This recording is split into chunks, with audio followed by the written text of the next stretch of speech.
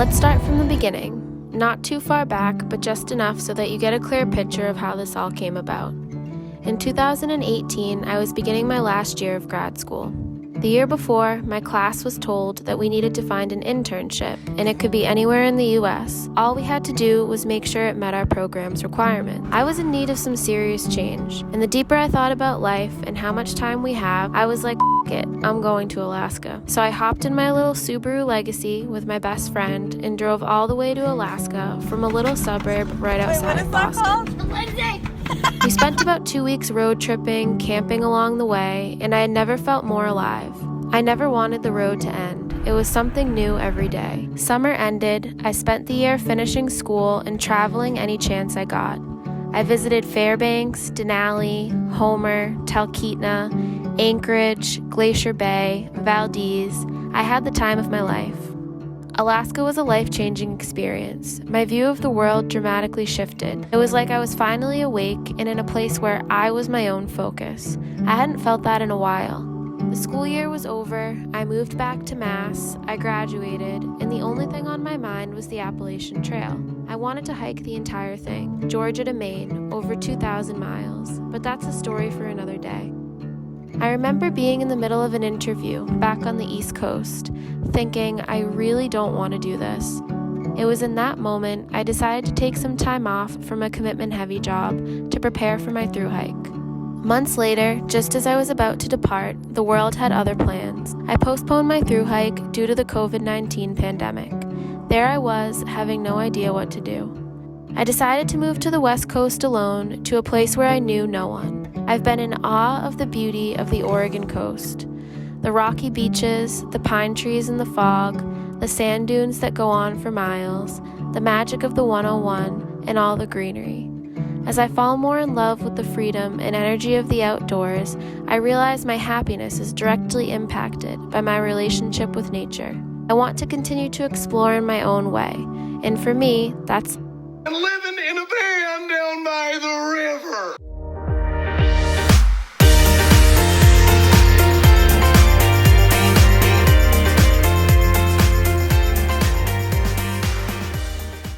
This is what happens when you think that you can do things without a tripod.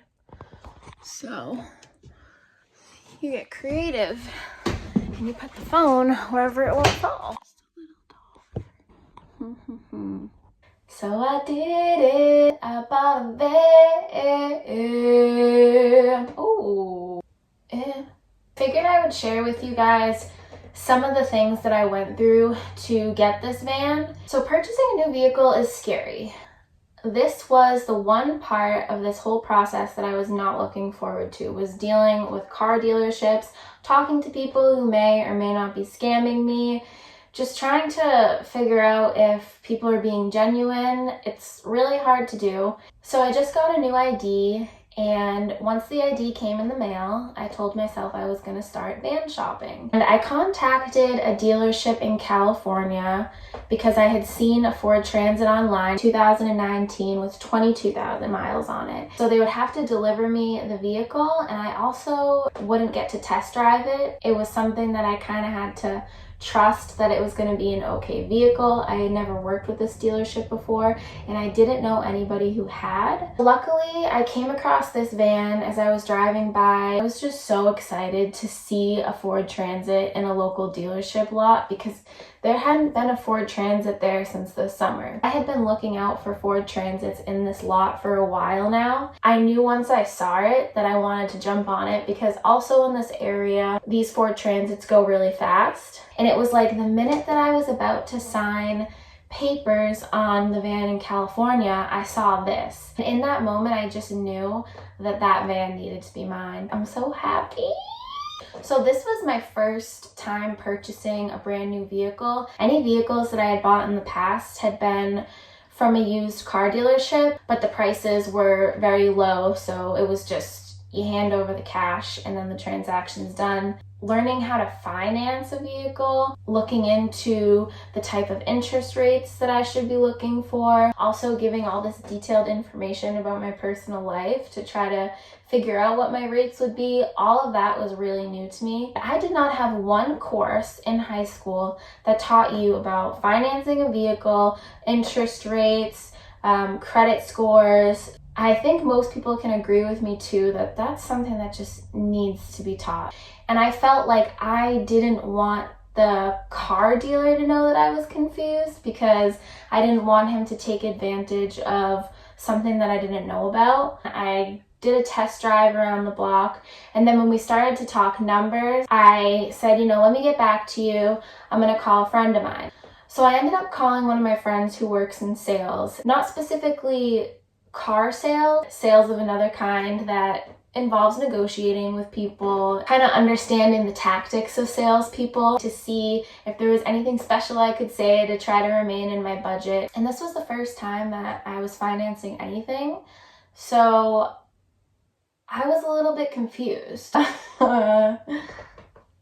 Yeah. It's not like you're buying a bag of chips, you're financing a vehicle, you're signing contracts, they're asking you questions about your personal life to, figure out if you're a reliable candidate to loan all of this money to. He really made me feel good about my decision of getting this van. If anybody is on the southern coast of Oregon looking for a vehicle, I would highly recommend that you go check out Tower Motors and ask for Sunny Bales. I'm so stoked to see how it comes out, and I hope you all will follow along. Maybe give me some tips, some advice, see me make mistakes.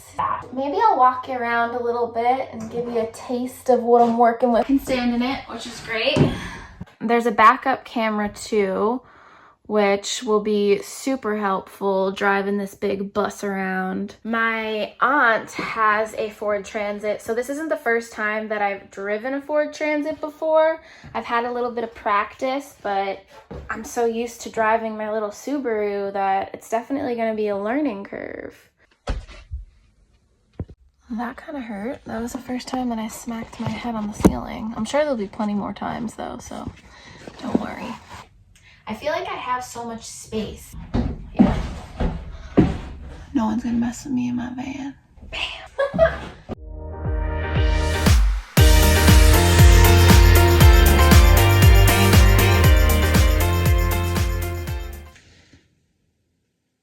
So I've gotten a lot of questions about if I'm doing the conversion on my own.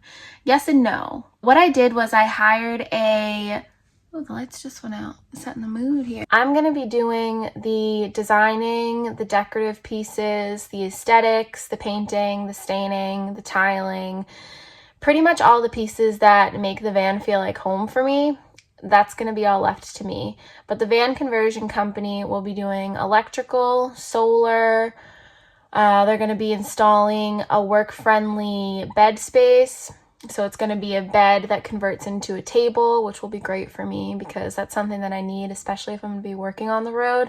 I want to be able to be productive, and if there's just a fixed bed right there, I'm just going to take naps and stuff. So having the bed that turns into a workspace is super necessary for me. Because I know that some people just end up doing the fixed bed because they don't want to make their bed every morning, or they don't want to make it up before they go to bed. They just want to crash, which I totally understand. I am okay with doing something like that. If it's going to make me a little bit more productive, then that's what I gotta do. And I'm going to be doing the second part over the course of a couple of months because I'm also going to be working full-time, so it's going to be a little bit difficult for me to bang it all out. And I know that there are people online who make videos to help folks like myself do the entire conversion on their own, and that's definitely something that I want to learn someday. But for now, the way that my living situation is working is I need somewhere to move into by the end of the summer. I've also met a couple of new people that have been viewing my channel lately, and I just want to say thank you so much for your support, and I'm so excited to get to know you guys and connect with you and see where the road takes me, and hopefully you guys will follow along just as well.